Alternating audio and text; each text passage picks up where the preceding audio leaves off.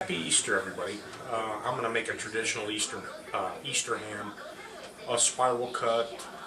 Comes with its own glaze packet, and instructions are very easy to follow. You heat it up at a certain temperature in the oven with a per pound, and then you make the glaze. The one advice I would give to you is once you make the glaze, throw it out. That's right, throw it out. It's horrible. I'm making a glaze out of a combination of pomegranate blueberry juice with honey. That's all I need. It's reducing now. It'll be ready to go tomorrow.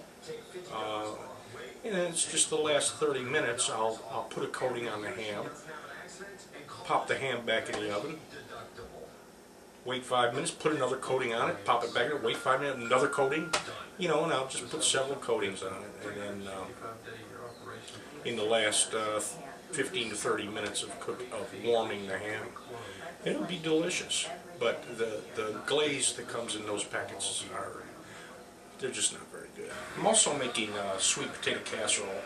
Normally I would flavor it with bourbon.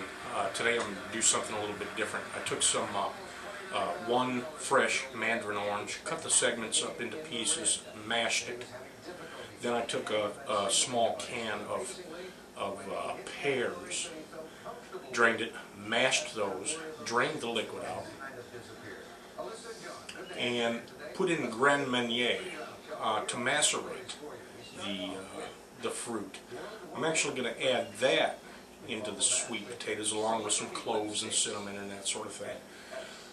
I'm also going to add a little bit of meringue. I took a couple of egg whites and beat them stiff. And once everything's cooled down and I've got everything else incorporated, then I'll fold that in to lighten it up a little bit. I'll put a streusel type topping on it, which consists of brown sugar, flour, and ground pecans. Then bake that in the oven tomorrow to finish it off. Should be pretty damn good. Don't forget to top it with butter because you want a little browning going on. I took 4 large sweet potatoes, wrapped them in foil, roasted them in the oven at 400 degrees. Make sure the oven's on. For about an hour and a half is what it took for them to get nice and cooked through and soft. Pulled the skins off of them. Then I put in the macerated fruit. Now I'm going to, once it's cooled completely, I'm going to gently fold in the meringue. Here's the sweet potatoes with the macerated fruit in it. Here's my topping, my streusel topping.